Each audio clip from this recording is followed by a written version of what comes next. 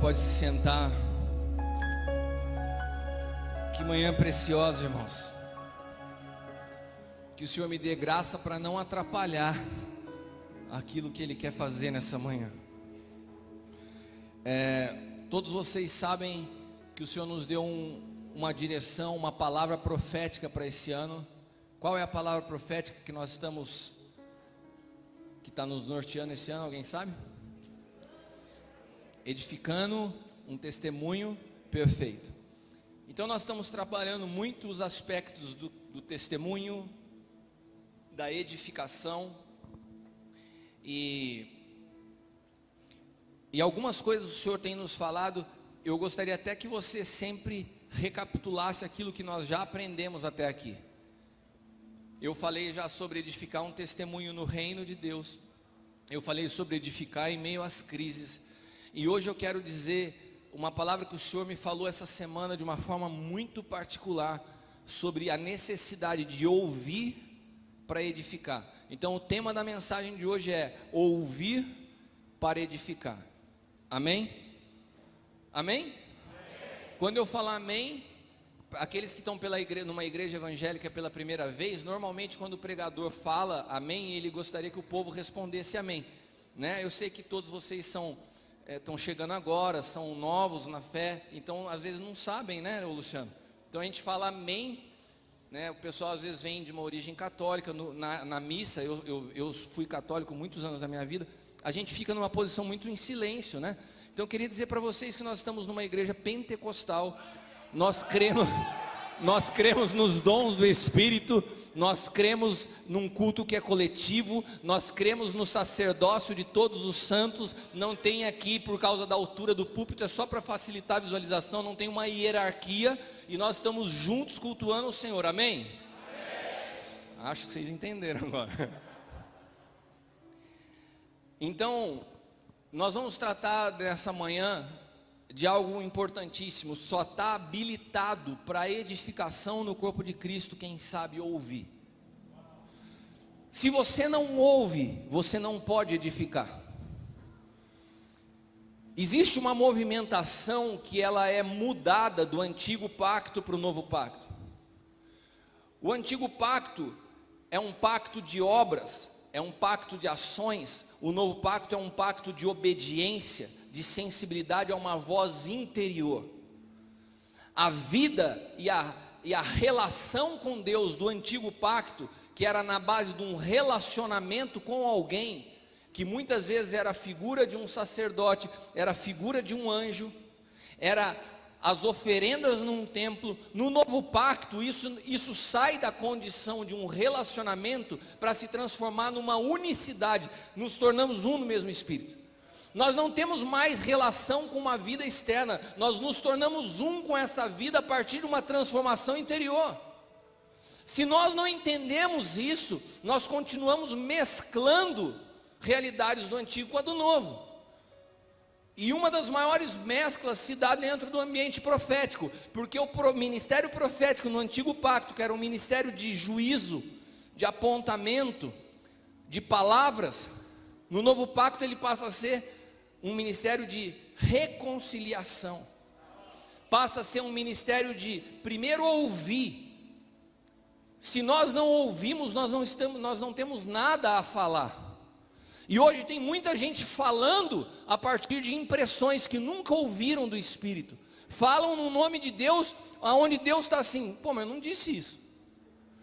E se Deus não disse, nós não devemos falar que Ele está dizendo. Então nós só nos tornamos aptos a edificar quando primeiro aprendemos a ouvir. Quem não sabe ouvir tem uma raiz de soberba, de egoísmo, de individualismo, que não experimentou essa vida corporativa que é a natureza de Cristo. Provérbios capítulo 13, versículo 1 diz assim: e lembra que o antigo pacto, ele é um pacto de sombras, que aponta uma realidade futura no Espírito. Então toda a relação de pai e filho, que são instruções práticas e naturais no antigo pacto, apontam para uma realidade futura no Espírito. Então Provérbios 13:1 fala assim: o filho sábio atende à instrução do pai, mas o escarnecedor não ouve a repreensão. Irmãos, isso aqui é muito sério. Porque você quer ver fonte de sabedoria, ouça alguém que não caminha sozinho e que põe em prática as instruções de um pai. Daí você pode dizer: esse cara é sábio. Não pensa que alguém, porque fala assim, e eu tenho alertado isso a vocês. Nossa, você caminha lá com o Cris, você faz parte da mesa do Aljava, então é de Deus. Não, não é de Deus. Não quer dizer porque você está numa mesa, que você caminha no ambiente paterno, que você é filho. Porque pode ser que você esteja por anos ouvindo instruções que você não coloca em prática. Pode ser que você esteja por anos num ambiente onde você ouve e você não pratica. Sabe o que a Bíblia fala? Que você é um escarnecedor. Não sou eu que estou te dizendo. Se você ouve a instrução de um pai e fala assim, mas eu vou fazer do meu jeito, a Bíblia te chama de escarnecedor. Não existe paternidade virtual, não existe paternidade nominal. Ou você entra numa aliança paterna entendendo a tua responsabilidade de filho, que é obedecer, ou então você vai entrar num laço. É melhor que você caminhe sozinho, do que você caminhar como filho, mas estar em desobediência. Porque se você caminha sozinho, você tem uma esperança de um dia caminhar com alguém. Mas se você caminha com alguém de forma fictícia, você criou um lugar que foi preenchido por uma mentira. E daí fica muito mais complicado resolver a sua situação. Só arrependimento e reconhecimento de que há um erro. Só se um convencimento do Espírito Santo abrir teus olhos para entender que você está num lugar perigoso. Estar na mesa como filho e não se comportar como filho é um lugar de escarnecedor. O Aljava tem sido um ambiente onde nós temos vivido essa paternidade que flui primeiramente de uma vida que eu vivo como filho. Eu aprendi a obedecer mesmo quando eu não entendo. Eu aprendi a obedecer, mesmo quando no meu coração eu posso discordar. Porque a condição do filho não é estar em acordo para obedecer, é obedecer.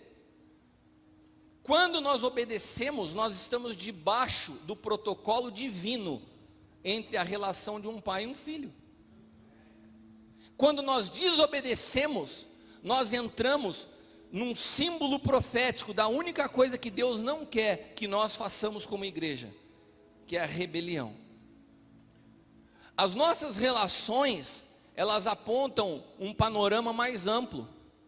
Eu estava falando esses dias a respeito de casamento. O casamento é um símbolo profético da união de Cristo com a igreja, é um símbolo profético. As nossas reações e as nossas movimentações como marido e mulher, elas refletem numa realidade muito maior, que é a tua compreensão do que é a união de Cristo com a igreja. Homens que são infiéis, homens que estão enfiados em pornografia, homens que maltratam suas esposas, que não entendem suas responsabilidades como marido, eles estão sendo infiéis ao Senhor no desenho do que é a igreja. A pornografia é adultério. Quando você adultera, você comete um adultério contra o Senhor, contra o corpo. Então, quando você entra numa aliança de filho, que é o desenho de Deus, Deus não chamou ninguém para caminhar sozinho. Deus não criou o budismo. Deus não te criou para ser monge lá no Tibete. Deus construiu através de Cristo uma ponte de reconciliação entre os homens e Deus, e entre os homens com os próprios homens. E a cruz é o canal do perdão. Nós precisamos saber caminhar uns com os outros, e todos nós precisamos estar sujeitos à autoridade. Deus não chamou ninguém para caminhar sozinho. Quando nós chegamos no momento da nossa vida onde não ouvimos mais ninguém, nós não estamos mais aptos a edificar nada no corpo de Cristo. Porque a edificação nasce de um coração humilde para ouvir. Se você for numa obra, eu sou engenheiro civil por formação. Se você for numa obra, você não vai encontrar nenhum pedreiro, nenhum carpinteiro, nenhum mestre de obra que vai estar falando assim: o que você está fazendo aí? Ah, eu acordei hoje, estou com vontade de fazer desse jeito. Isso não existe numa obra. Todas as pessoas que estão naquela obra, elas estão caminhando em obediência a um desenho. Todos que estão naquela obra têm um desenho, que é a referência, que é o projeto.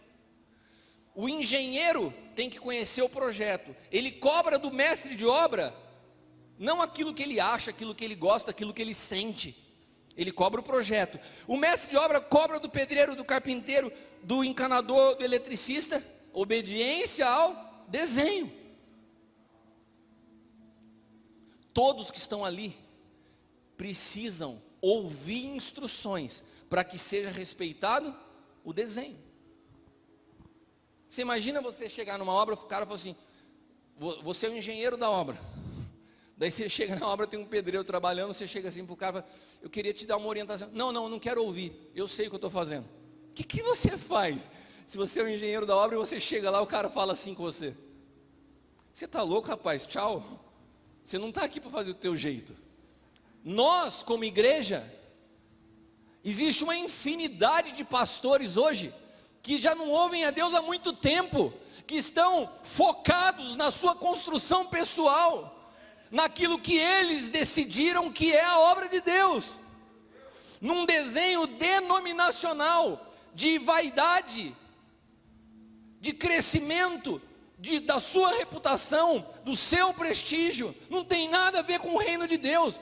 Grandes estruturas, grandes nomes que nós admiramos, mas estão longe da realidade do desenho do Senhor.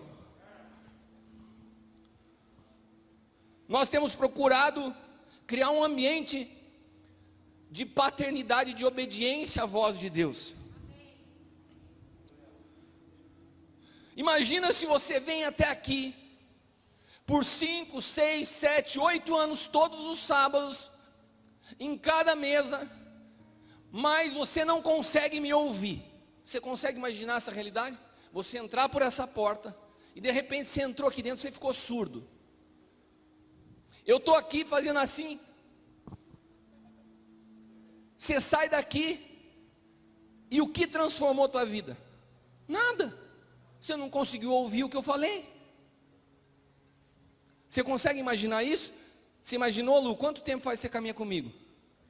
3 anos. Você imaginou por 3 anos, você vem em todas as reuniões, você senta nas mesas, você vem no aljava, mas todas as vezes que eu começo a falar, a Dani tampa os seus ouvidos. Que tipo de transformação você vai ter na sua relação comigo? 0. Por quê? Porque você não conseguiu me ouvir. Não adianta você frequentar um ambiente se você não ouve. E quando eu estou falando de ouvir, eu estou falando numa audição que nasce do teu espírito. Eu estou falando de você ouvir aqui dentro, de você ouvir, e cada instrução que sai desse lugar chega como vida no teu espírito. Se você não ouve, você não entende. Se você não entende, você não muda. E se você não muda, é como se você nunca estivesse pisado nesse lugar. Se você não muda, significa que você nunca se tornou filho, apesar de ter declarado isso com a boca. Ah, agora eu caminho como filho. Beleza, mas se você não ouve, você não entende. Se você não entende, você não muda. Se você não muda, você não se tornou filho. O evangelho não é um método a ser aplicado. Não é um prédio bem decorado. Não é um sistema que agora está dando certo e está atraindo pessoas. Isso, nada disso é evangelho. É uma nova vida. E por ser vida, ela flui naturalmente de quem a recebeu. A partir do momento que a antiga vida é desfeita na cruz, se encontra então essa realidade de uma nova vida, e a expressão dessa nova vida é natural, você não faz força. você não tem trejeitos religiosos, não é só uma linguagem.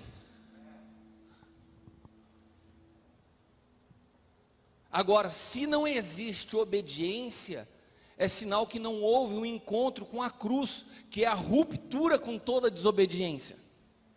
É impossível alguém que se encontrou com a cruz, não, eu caminho hoje, tenho tantos anos com Cristo, mas eu sigo fazendo as coisas do meu jeito, eu sigo desobediente. Então você não se encontrou com a cruz, você se encontrou com um sistema, que apazigua a sua alma nas suas más ações. Você faz um monte de coisa errada, daí você chega na igreja e se sente bem, e fala assim, estou fazendo a minha boa ação da semana, mas você não teve transformação de natureza. Tem gente que se sente realizado por pegar um microfone e pregar. Estou fazendo a obra. Pelo amor de Deus, irmão. Se fazer a obra fosse pegar um microfone e falar, o Silvio Santos seria o maior ministro do reino de Deus. Tem pastores que se tornaram viciados em microfone. O sonho de muitas pessoas são grandes prédios, um monte de seguidores. Jesus foi tão explícito em nos mostrar que, apesar das multidões que o seguiam, o foco dele estava no cuidado de 12 homens. Que desses 12 tinham 3 que recebiam uma atenção mais diferente, porque tinham uma fome diferente. Segunda-feira eu estava na mesa do Aljava, fazia tempo, pastor Ivan, que a gente não se reunia na mesa por causa do Covid, e nós fizemos uma mesa, e eu estava falando com os pastores ali, com filhos que caminham na mesa, eu falei, às vezes me dá uma tristeza, quando eu começo a olhar, filho por filho, que o Senhor foi me confiando ao longo desses anos. Eu tenho total consciência da responsabilidade do que é uma paternidade. Não dessa nomenclatura que se fala no mundo gospel. Não estou falando de cobertura espiritual. Eu estou falando da minha vida em serviço dos meus irmãos. Agora, quando você olha para trás e você vê que pessoas entenderam a paternidade como um conselheiro gospel, porque o conselheiro você ouve quando você está afim de ouvir.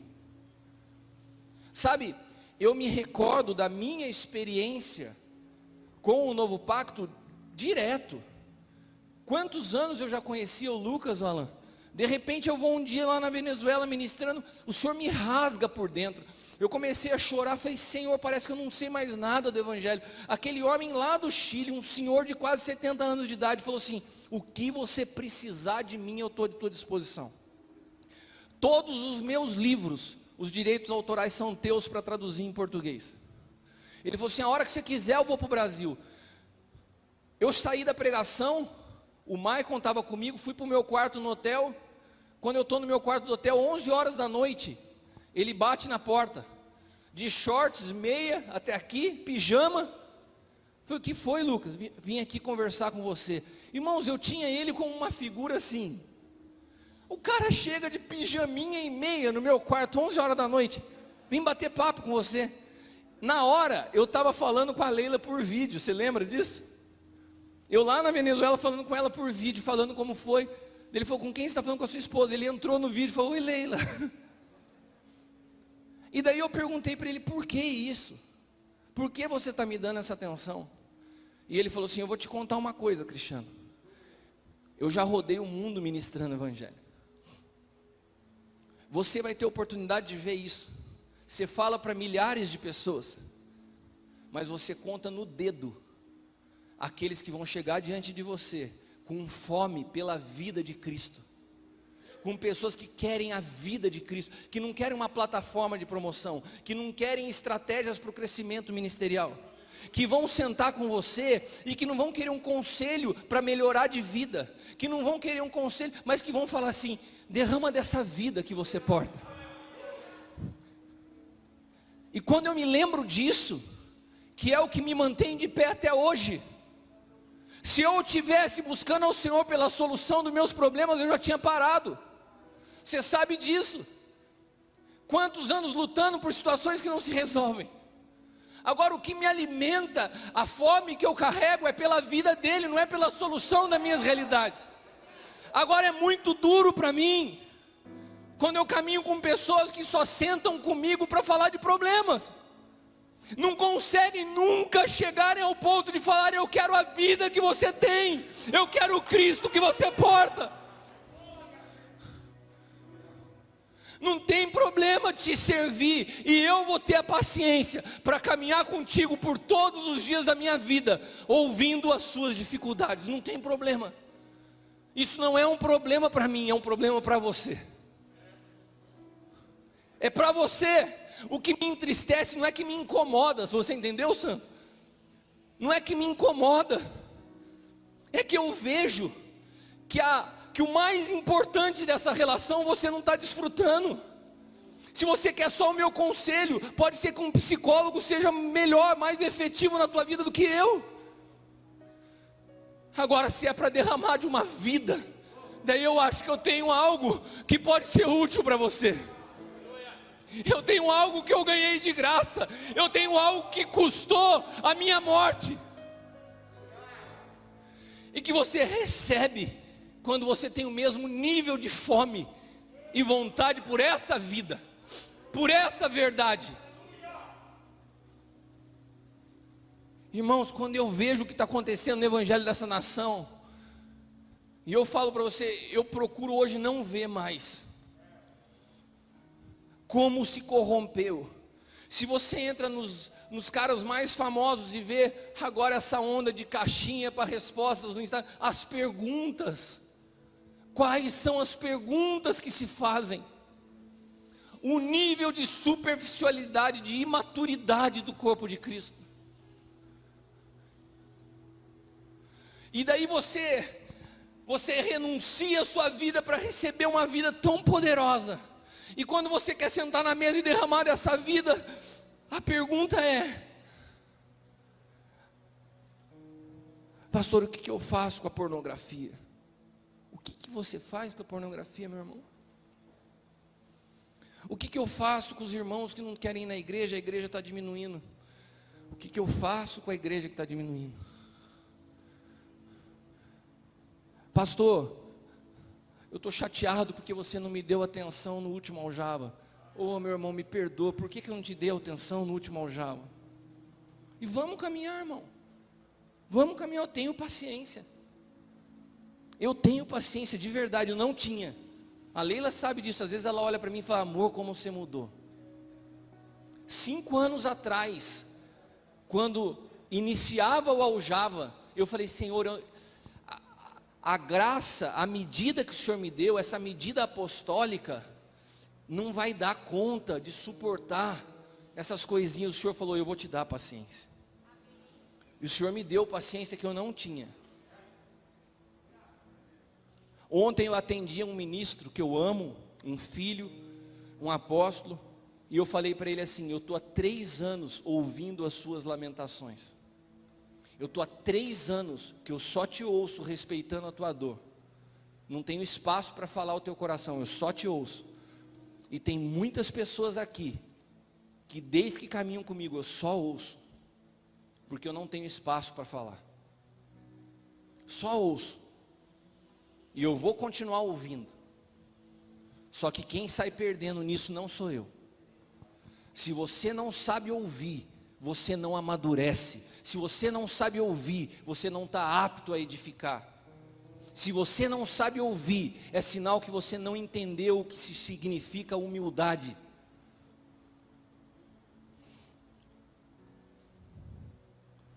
Sem a cruz, a graça, que é uma medida, ela se transforma em libertinagem. Sem a cruz, a graça se torna sinônimo de vaidade. Vaidade, vaidade, vaidade. Como essa palavra gritou nos meus ouvidos essa semana, quanta vaidade. Como as redes sociais contribuíram para a ampliação da vaidade entre ministros. Como os cultos se transformaram num espetáculo para ser postado nas redes sociais. Nós nos preocupamos mais com a qualidade da câmera, das luzes, do som, do que com a vida que nós portamos. As pessoas perderam a capacidade de discernir se daqui flui vida ou flui uma boa apresentação.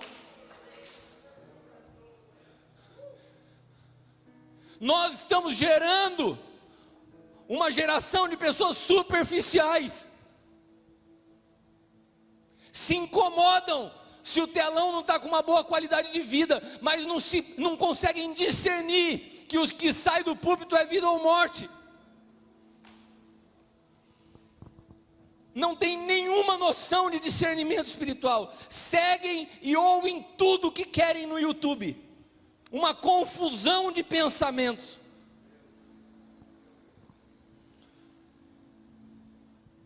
O livro de Judas nos traz um panorama que eu gostaria de usar como base para a construção dessa manhã.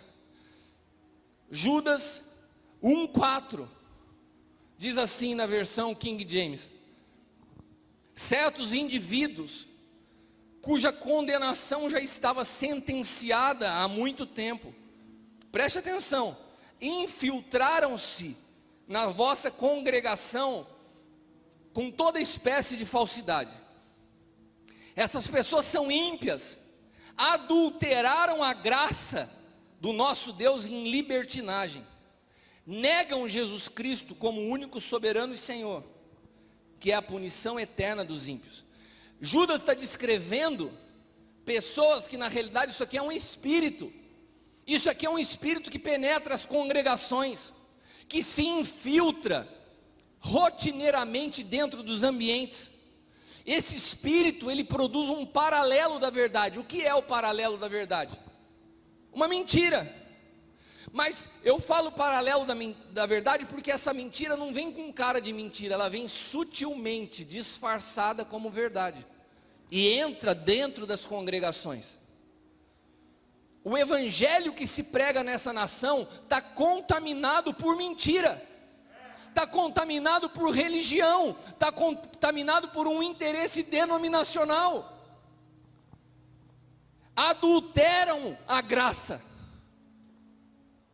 basicamente porque o fim desse evangelho que é pregado é o próprio eu, é o evangelho que resulta em benefício para mim. E quando o evangelho que é pregado resulta em benefício para mim, ele alimenta aquilo que Deus quer que morra. E é o que eu chamo, existe uma matéria do Efatá que se chama Substitutos de Cristo, que inclusive é uma matéria que tem uma turma que está sendo ministrada por ela agora, é uma aula que eu dou. Todas as vezes que nós substituímos a justiça da cruz pela justiça própria, a graça de Deus, pelo aquilo que nós entendemos de graça, tudo aquilo que Cristo pode fazer por algo que você acha que pode fazer sozinho, nós criamos um substituto de Cristo. E Judas continua, no único capítulo, né, desse livro, no versículo 8. Ora, estes, da mesma forma como alucinados, olha a palavra santo, se fosse você falando, os caras vão falar, esse santo é bravo, ele grita lá na mesa, mas aqui quem está falando é Judas.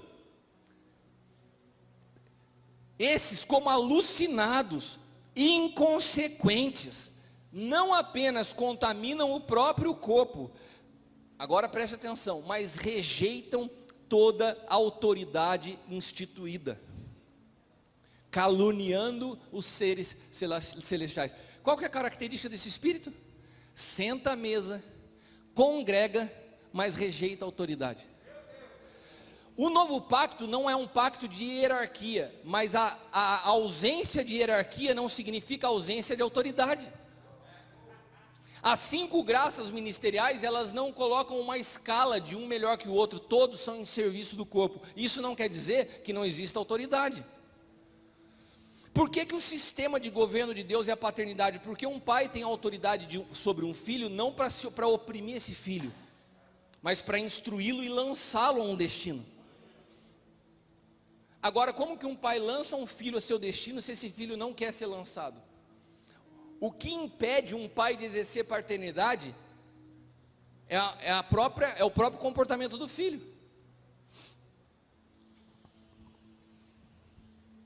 rejeitam a autoridade. E essa rejeição à autoridade não se dá de forma clara, é uma forma velada, hein, Leila? Não é que a pessoa chega e fala para você assim: eu não vou ouvir o que você está falando. Ela senta com você, ouve tudo, mas não faz. Rejeita a autoridade, porque ela continua obstinada na sua visão pessoal.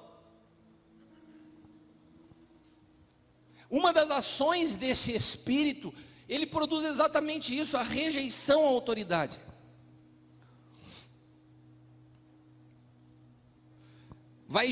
É uma produção em massa de pessoas imaturas, que não se sujeitam a ninguém, contaminadas pela vaidade, obstinadas pela sua própria vontade. Vamos continuar em Judas, versículo 12. Essas pessoas participam das vossas reuniões. A gente não está falando dos ímpios lá fora, irmãos. Nós estamos falando de quem participa das nossas reuniões. Essas pessoas participam das vossas reuniões, das vossas celebrações, banqueteando-se convosco, sentam na mesa, sem o menor pudor. Agem como pastores que a si mesmos se apacentam. Sabe o que Judas está denunciando? Você é pastor, beleza, mas quem que é pastor sobre a sua vida? Nenhum pastor pode se auto-apacentar. Você é pastor e você dizima onde? Na sua congregação? Você administra as suas finanças? Você tira de um bolso e põe do outro? Você é pastor e você faz a gestão da sua vida pessoal? Você ensina todos a te respeitarem, a te obedecerem, mas você não obedece a ninguém? Agem como pastores que se apacentam a si mesmos. E daí, por que eles frequentam as mesas? Não é porque eles querem ser pastoreados, é porque eles querem só um álibi para poder pastorear. Frequentam ambientes como esse, só para falar e cobrar do povo algo que eles não vivem. São como árvores sem folha nem fruto. Irmãos, tem muita gente que vai se assustar quando for chegar um dia diante do Senhor, numa prestação de contas. Olha o tamanho da igreja que eu plantei na cidade tal. Olha quantos seguidores eu alcancei com a minha mensagem na internet. Porque tem gente gastando grana na internet, impulsionando mensagem, com a desculpa que quer expandir o evangelho. Se você sondar o seu coração, você sabe que você não quer expandir o evangelho coisa nenhuma, você quer promoção pessoal. Você quer crescimento das suas visualizações. Você quer o teu nome e a tua imagem aparecendo. São árvores sem folhas nem fruto, 2 vezes mortas, arrancados pela raiz. Deus não tem compromisso com esse tipo de situação. O evangelho trata de uma vida no Espírito, e nós estamos vendo um povo que ainda é governado pelo que vê, ainda é governado pelos 5 sentidos. Senti, nossa, eu vi, você ouviu, é tudo almático. Não consegue ter discernimento espiritual, porque não tem discernimento espiritual sem vida no Espírito. Simples.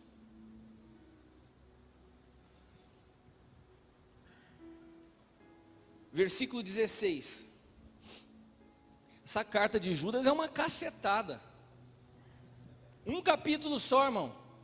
Dá uma estudadinha nela no final de semana. Se você não morreu, você morre. Versículo 16. Tais pessoas vivem murmurando e se queixando. Olha só. Dominadas por seus próprios desejos impuros. Sua boca proclama arrogância. Agora, o que é mais interessante, mas usam da adulação para conquistar seus objetivos. Então os caras são murmuradores, arrogantes, soberbos, dominados pelos seus próprios desejos, mas sentam na mesa e puxam o saco. Por quê? Porque a adulação, a bajulação, é a plataforma deles crescerem. São pessoas que buscam conexões por interesse. deixa eu colar no Roberto, porque o que ele pode produzir de benefício para mim. Meu interesse não é servir ele, meu interesse não é aprender com ele, meu interesse é subir nele como uma plataforma para alcançar meu objetivo.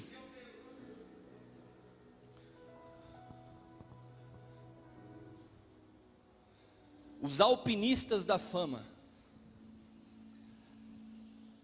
Nossa, o Danielzinho é escritor de livro. Eu entrei no perfil aqui, ele tem mais de 10 mil seguidores. Sabe o que eu vou fazer? Vou comprar um livro dele, vou tirar uma foto com ele e vou marcar ele nas redes sociais, porque ele, se ele repostar, dá um... Cara, é a coisa mais ridícula que eu já vi nessa época. É uma Babel tecnológica. Façamos o nosso nome conhecido em toda a terra. Deus olha lá de cima e fala, como que é? Você quer promoção, pessoal? Você quer que o teu nome cresça? Eu vou derrubar isso de cima para baixo.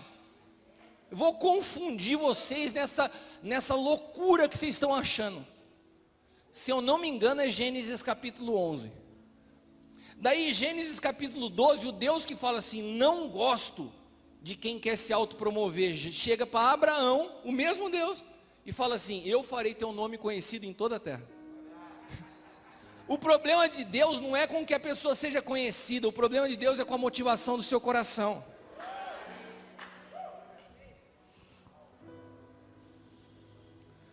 Vamos continuar no nosso irmãozinho Judas aqui, que ele está pegando pesado com vocês. Eu só estou lendo o que ele escreveu. Versículos 17, 18, 19 e 20.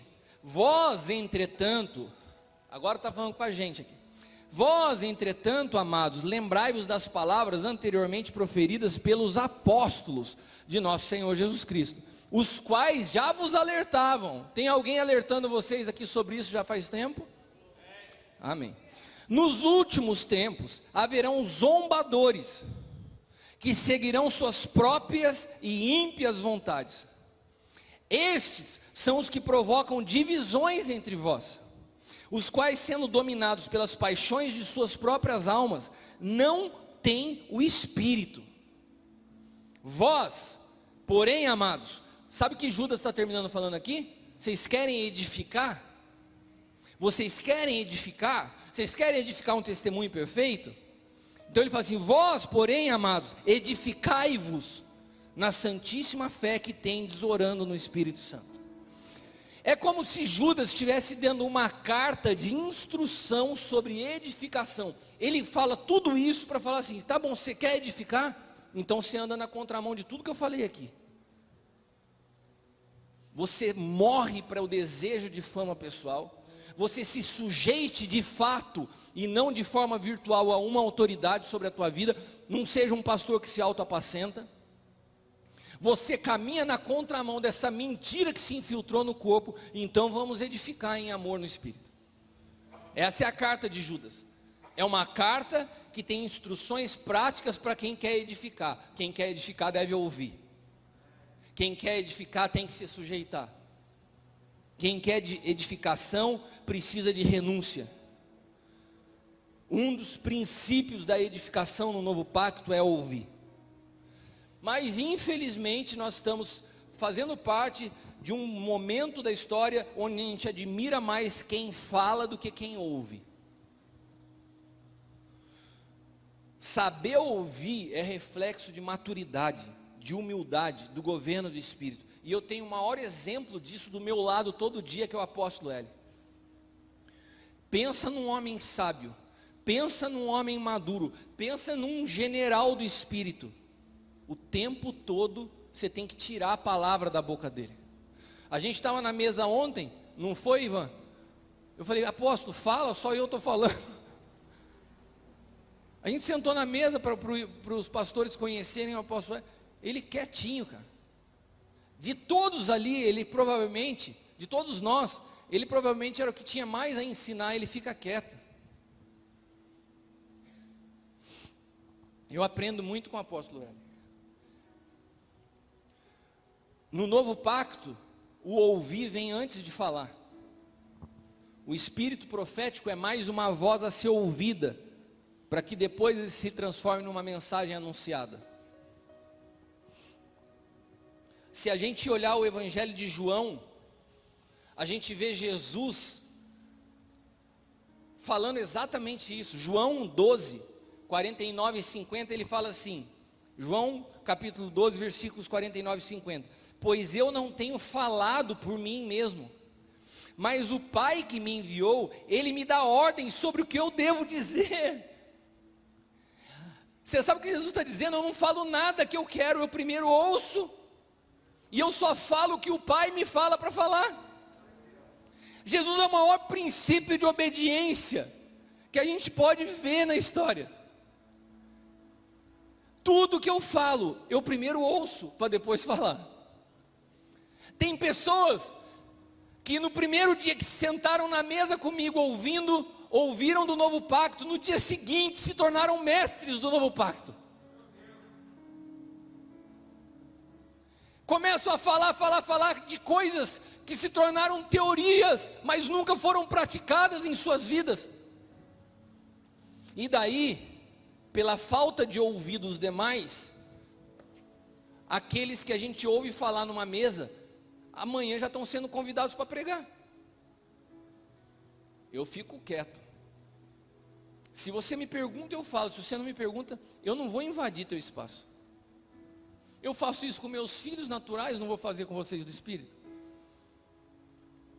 Está multiplicando o erro.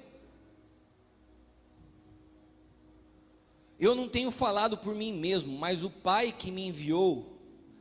Jesus foi enviado.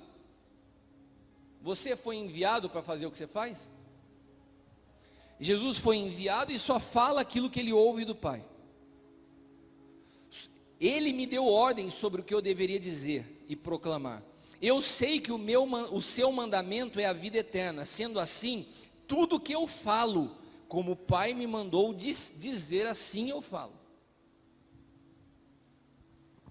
Só falo aquilo que o Pai me mandou dizer. É um princípio. Ter um pai no espírito, ter uma figura de autoridade, não é opcional, é necessário. Mas como eu disse, pior do que um órfão, é aquele que pensa ser filho, mas não compreende o que é paternidade. Porque um órfão, quando se encontra com o pai, ele pode ter a sua situação resolvida. Agora, aquele que pensa que é filho, e caminha numa vaidade, ele está se auto-sabotando, porque usa a paternidade quando interessa. Eu busco num pai um psicólogo, não a vida de Cristo. Eu busco num pai um coaching, um mentor. Hoje está se vendendo muita mentoria cristã na internet, verdadeiras fortunas, para ensinar o quê? Para ensinar ganância. Olha, tem uma forma de você ganhar muito dinheiro com esse assunto de paternidade. Dá mentoria, oferece mentoreamento para todo mundo na internet. Mentoreamento exclusivo com o apóstolo Cristiano pelo Zoom. Para você, apenas R$5.000. Essa é a base dos valores que se cobram. Um pai não quer nada de um filho, a não ser servir, a não ser dar. Se alguém te cobra para te dar algo, você já fica com o pé atrás. O reino de Deus, ele se move por generosidade, não por cobrança. Oferta, dízimo e primícia, que não nascem em generosidade, não deve nem ser dado. Eu quero ler para vocês um trecho. Essa semana eu tive uma oportunidade de estar almoçando com o apóstolo Hélio e com o apóstolo Djalma Toledo. O Djalma provavelmente não está me ouvindo agora, mas pensa num cara que eu amo, é esse Djalma Toledo, um amigo que o Senhor me deu, um irmão. O Senhor tem me cercado de homens maduros, irmãos, homens na faixa aí de 60, 65, 70 anos, uma vida no ministério, e como eu sou privilegiado em sentar e ouvir essas pessoas. E essa semana eu estava falando para ele dos meus desafios, eu compartilhei um pouco com você, né, Santo? E ele começou a falar algo comigo. Ele falou: Cristiano, qual a voz que você ouve? Qual a voz que você ouve? E graças ao Djalma nasceu essa mensagem de hoje, dos meus conflitos, das minhas dores, e de uma pergunta que ele me fez: qual as vozes que você ouve? As vozes que vêm do céu, ou as vozes que vêm da terra? As vozes que vêm do Espírito, ou de pessoas que não sabem nada, não sabem discernir direita de esquerda? Essas vozes não podem entrar no teu coração. E 1 Samuel nos traz uma ilustração disso de forma muito veemente, Lu. 1 Samuel 28, versículos dos 5 a 8. Eu quero que você que está aqui, você que está me assistindo, você que é filho, não pôde vir hoje, mas está me acompanhando pela internet, ou vai ver essa mensagem depois, preste atenção nisso. Aqui diz o relato sobre uma história muito interessante da vida de Saul. Eu creio que tudo que Deus tinha para Davi também estava disponível a Saul. Deus não brincou com Saul ser rei santo. Saul perdeu o reinado pelo seu coração. Ele poderia ter sido um rei segundo o coração de Deus, bastava que ele soubesse ouvir a voz. E ele não estava sozinho. Ele teve por muito tempo a voz de Samuel o dirigindo. Ele teve uma voz paterna o conduzindo. O problema é que muitas vezes nós não estamos nem aí para a voz que fala o meu coração, desde que satisfaça os meus anseios. Qualquer voz está valendo. Eu vou repetir para você. Quando nós não sabemos diferenciar a voz de um pai de outras vozes, tanto faz, desde que atenda o meu interesse. Se eu te falo, não faça isso, e amanhã chega um outro pastor e te fala, faça, e para você é mais conveniente fazer, você vai ouvir o cara. Porque você não quer a voz de um pai, você quer uma voz de conveniência. Esse foi o problema de Saul. Vendo Saul o arraial dos filisteus, ele temeu. Estremeceu muito o seu coração. Quando você está em tristeza, em amargura, quando você está passando por situações de medo, que a ansiedade bate a porta, e você faz uma pergunta ao teu pai que não te responde, você prova se você é filho, se você sabe esperar o silêncio, ou se você vai buscar outras respostas para satisfazer a tua ansiedade. Vendo Saul, o arraial dos filisteus, temeu, estremeceu o seu coração e perguntou Saul ao Senhor. Para quem Saul perguntou? Ele queria uma resposta de quem? De Deus. Porém o Senhor não lhe respondeu, nem por sonhos, nem por Urim, nem por profetas. Então disse Saul aos seus criados: buscai-me uma mulher que tenha o espírito de feiticeira. Beleza, já que Deus não quer falar comigo, vamos ver se o diabo tem alguma coisa para mim. Eu busquei a Deus, Deus não me respondeu, os profetas não falam nada, eu lancei a sorte, Urim, Turim, nada. Já que Deus não fala, deixa eu ver se a feiticeira me dá uma direção. Nessa hora que as coisas apertam, nessa hora que a pressão vem sobre a sua vida, nessa hora que parece que as coisas estão erradas, nessa hora que a pressão dos filisteus estão de um lado, que o temor toma o teu coração, que você manda um WhatsApp, teu pai não responde na hora, daí você fica nervosinho. Essa paternidade, eu estou passando por essa angústia e não me responde na hora que eu quero, eu vou ouvir outro pastor. Então disse Saul: buscai-me uma mulher que tem o espírito de feiticeira, para que vá a ela e consulte por ela. Os seus criados lhe disseram: eis que em Endor há uma mulher que tem o espírito de adivinhar. E Saul se disfarçou, vestiu outras roupas, e foi ele com 2 homens, de noite, e chegaram à mulher e disse: peço-te que me adivinhes pelo espírito de feiticeira, e me faças subir a quem eu te disser. Ele foi invocar os mortos. Ele foi consultar os demônios. Isso aqui é uma ilustração bem rasgada daquilo que acontece todos os dias sutilmente nas nossas vidas como ministros do Evangelho. Porque para todos nós existem momentos que Deus faz silêncio. Para todos nós existem dias de angústia e de aflição que Deus não nos responde. E quando Deus não quer responder, você liga para o teu pastor, parece que ele está ocupado. Você liga para um irmão, parece que não pode atender. Parece que tem um momento que tudo se trava. Agora, quando Deus está em silêncio, Ele também está falando. Ele também está te ensinando. Ele também está provando a tua paciência, a tua fé, a tua obediência. Mas para Saul não importava quem falava com ele. Se era Samuel ou se era uma feiticeira. Se o que ele ouvia vinha do céu ou se o que ele ouvia vinha do inferno. Contanto que respaldasse os anseios da sua alma. Eu preciso que falem. Não importa se é Deus ou se é o diabo. Não importa se é o pastor cristiano, se é o apóstolo cristiano, ou se é o pastor que eu já conheço há um tempão aqui, que eu sei que vai dizer algo diferente dele. Porque se eu perguntar para o apóstolo cristiano, ele vai falar para mim o que eu não quero. Daí quando é para fazer média, me liga para perguntar o que você sabe. Ai, estou pensando esse mês em dar um dízimo, o que você acha? Você quer dar o dízimo? Quando é para fazer média, chama. Agora quando é para perguntar, quando é para tomar uma decisão errada, não ouve. E a gente fica sabendo só. Nossa, é verdade? Pô, legal.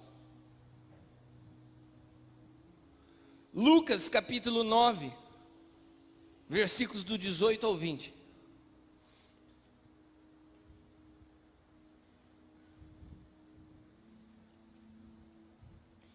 Essa semana, eu deitei a cabeça na minha cama na quarta-feira à noite e eu ouvi o Espírito Santo falar isso comigo, esse texto.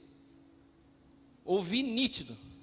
Eu acordei no outro dia e falei para a Leila no carro, assim, a gente estava saindo, eu falei para ela, Deus falou isso para mim nítido, ontem à noite. Deus falou assim, eu quero que você mergulhe na cena de Jesus e seus discípulos conversando, o momento em que Jesus vira para os discípulos e fala assim, o que dizem as multidões que eu sou? Você acha que Jesus estava com um problema de identidade? Você acha que Jesus estava com um problema de autoafirmação? Você acha que Jesus estava com um problema com as fofocas do WhatsApp ou do Facebook?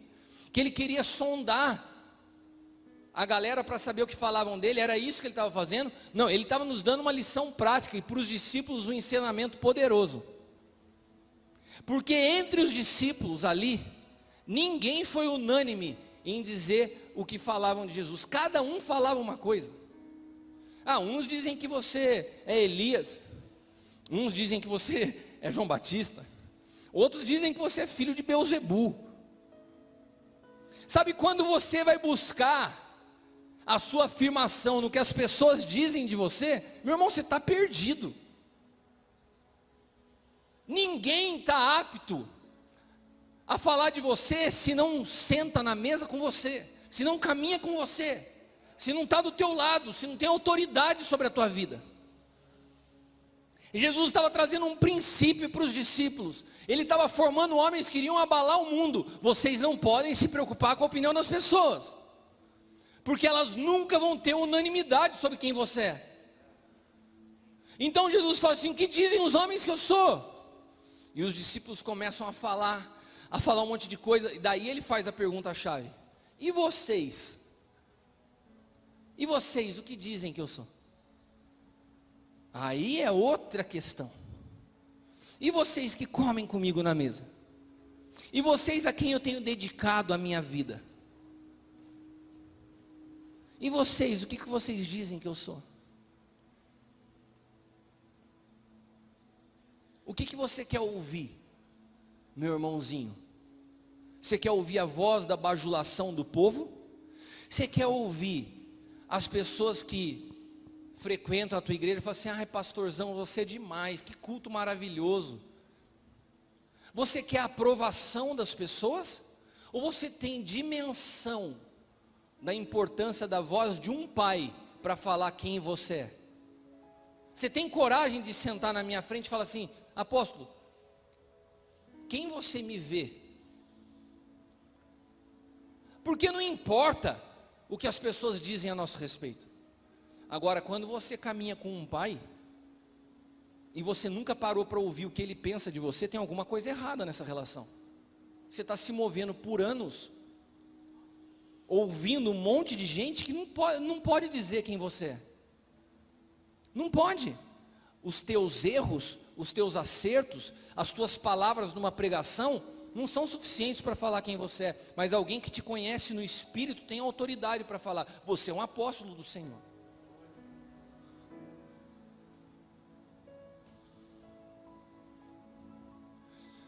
Esses últimos anos da minha vida, eu tive que aprender isso na minha vida. Ouvir comentários, ouvir pessoas, os próprios filhos, quando não entendem o que você ministra. Sabe aonde eu ia buscar, além da minha vida com Deus? Porque a nossa vida com Deus, ela também é influenciada pelas circunstâncias. Tem momento que a sua alma parece que quer gritar dentro de você. Mas quando eu sentava diante do apóstolo Hélio, ele falava assim: apóstolo, me preserva de ministrar, me tira do púlpito esse ano, tem sido muito difícil para mim. Ele falou assim: jamais, você está proibido de pensar em parar, não tem nada que te desabone, e enquanto eu conhecer você no Espírito, Deus me falar, você continua ministrando, porque a tua dor tem produzido vida. Então, meu irmão, se tem uma coisa que eu não preciso, é de afirmação. Eu sei quem eu sou em Cristo, e eu tenho uma voz, uma única. Ninguém além da minha esposa e do meu pai, podem falar da minha identidade. Ninguém. Eu não permito, não chega no meu coração. Pode falar o que for. Não estou falando que seja simples, não é gostoso, mas não é o que me move. O que forma a identidade de um líder, o que forma a identidade de um filho, é saber escolher quem ouve. Se você não sabe quem você ouve, você também não está apto a edificar. Lembra da história dos muros lá de Neemias, que eu tenho usado como base desde o começo do ano? Se Neemias fosse ouvir Sanbalate e Tobias, ele não continuava. Se você não sabe quem você deve ouvir, você para a edificação no meio do caminho.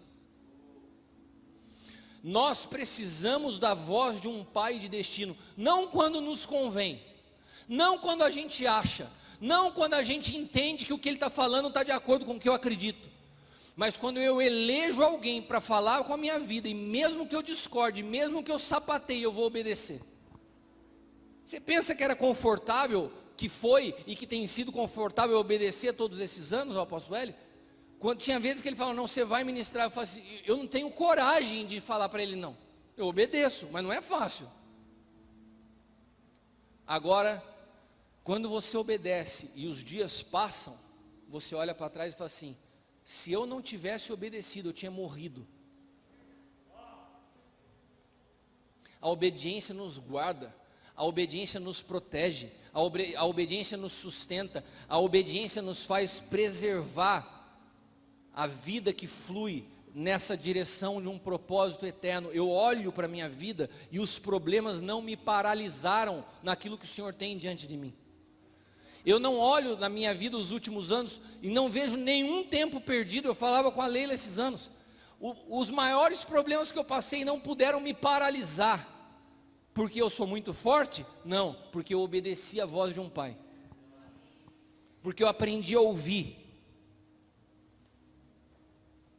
Isso foi mais violento na minha vida, foi mais poderoso do que qualquer outra voz que tentasse me parar. Porque todas as outras vozes não sabem quem eu sou. Assim como todas as multidões não tinham a capacidade de dizer o que Pedro disse: tu és o Filho de Deus. E é tão interessante que Jesus fala assim: nem você, Pedro, tinha condições de dizer isso se não fosse pelo Espírito. Nem você. Ou seja, ou nós elegemos, ou nós entendemos quem Deus estabeleceu como voz na nossa vida, ou nós vamos nos perder em meio a muitas vozes. Por isso que a relação de paternidade não é brincadeira. Por isso nós não podemos nos precipitar em entrar em aliança com ninguém. Porque tem muita manipulação, porque tem muito interesse pessoal em jogo.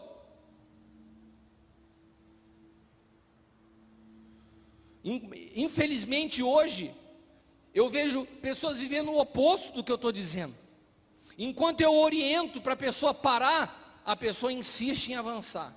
Enquanto eu oriento para se guarda, a pessoa se expõe. Porque não importa quem fala. São pessoas que apacentam a si mesmo. E eu vou te falar, não é porque me desobedece, mas porque desobedece um princípio de Deus. Não estão aptas a edificar no reino. O que estão fazendo não é aprovado por Deus. Porque quando eu peço para alguém se guardar, eu sei porque eu estou falando. Quando eu peço para alguém parar, eu sei porque eu estou falando. E tenho tomado tanto cuidado, Deus tem lapidado tanto a minha indelicadeza, fruto da minha profissão. Eu meço tanto as minhas palavras antes de falar. Quem passou uma vida num canteiro de obra tratando como peão, você não chega para um cara na obra e fala assim: meu querido, meu amado, esse saco de cimento não é aqui. Você poderia, por gentileza? Eu não fui treinado assim. Você está louco, rapaz? Tira daqui e põe para lá. Ô, beleza, pastor. É assim que a gente tratava em casa. Às vezes eu chegava em casa e falava assim com a Leila, levou, está falando com quem? Ô, amor, desculpa. Foi um processo de lapidação na minha vida, irmãos. E hoje, quando eu vou corrigir um filho, cara, Deus me mudou muito. Eu penso duas vezes para a palavra que não vai ferir, que não vai machucar, em ser cuidadoso. E muitas vezes, quando eu vejo que tem um erro muito grave, eu falo: é melhor ficar quieto. Fico quieto. Mas é impressionante a obstinação das pessoas que estão no Evangelho, buscando a sua satisfação pessoal, respaldo para os seus anseios, do que um encontro real com a cruz.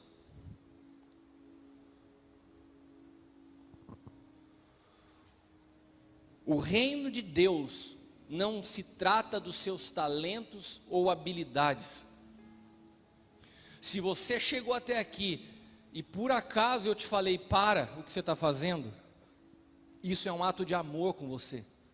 Isso é Deus te falando: nós não precisamos das suas habilidades, só amar a tua vida. O Evangelho para muitos se resumiu a fazer. Nossa, mas eu estou aqui há tanto tempo, eu não estou pregando, E você está sendo amado, você está sendo cuidado, você está sendo formado, você está sendo preparado. Será que você consegue ter paciência para entender os processos de Deus na sua vida? Nós não estamos brincando de evangelho. O nome desse ministério não nasceu de uma estratégia de marketing do apóstolo Hélio.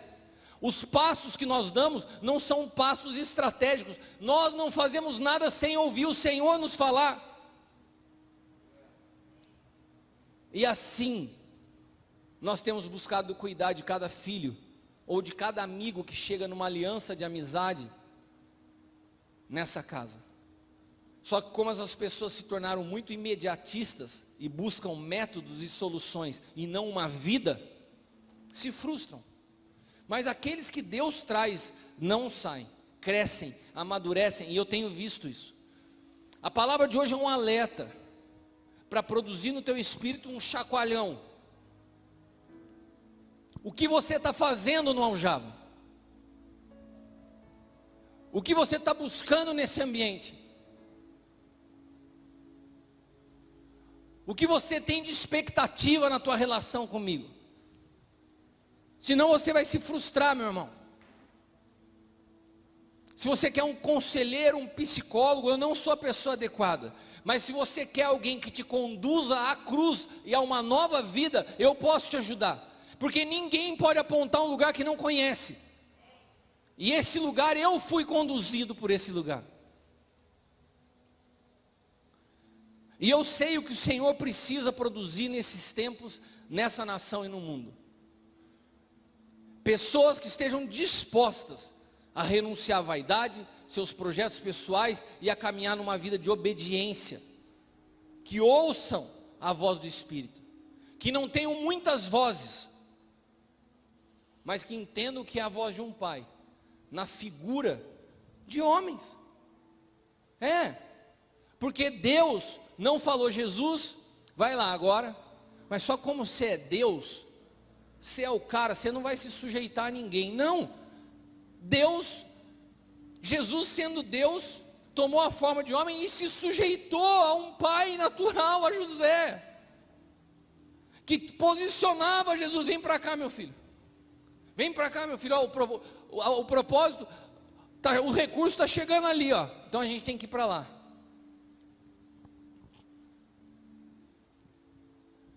A paternidade de José também é um símbolo profético, de que Jesus sendo Deus, soube se sujeitar aos seus pais. Nós precisamos aprender que sem a gente ouvir, nós nunca estaremos aptos a edificar. Daí você pode falar assim para mim: mas eu estou edificando há muito tempo. Está edificando o quê? A gente pode estar edificando um montão de coisas. O que você está edificando? Será que o que você está edificando faz parte do que a Bíblia chama de obra de Deus? Ou o que você está edificando é mais um projeto de vida pessoal, meu irmão? Tem muita gente bem intencionada fazendo coisa equivocada. O Senhor não precisa de pessoas bem intencionadas, eles precisam de pessoas que estejam sujeitas à sua voz e que conheçam o seu desenho. Vamos nos colocar de pé.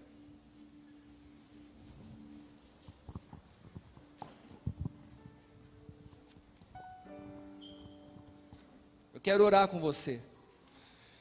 Como eu não vou fazer apelo em respeito à tua vida, a cuidado com você, se você entende que essa manhã para você é uma manhã de arrependimento, de ajuste interno,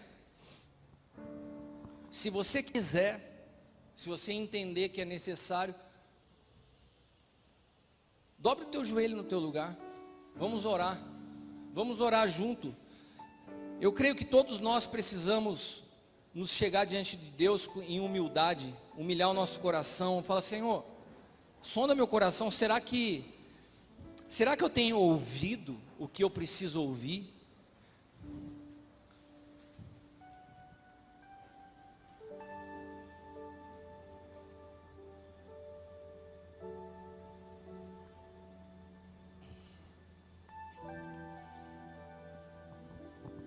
E eu não quero